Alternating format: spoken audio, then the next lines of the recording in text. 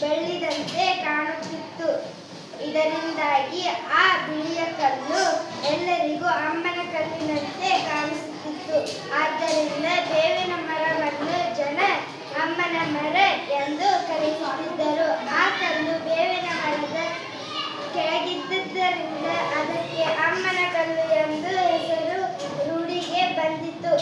ಹೀಗೆ ಒಂದೊಂದರಿಂದ ಇನ್ನೊಂದು ಹೆಸರು ಪಡೆದುಕೊಂಡು ಎರಡು ಸುಖವಾಗಿದ್ದವು.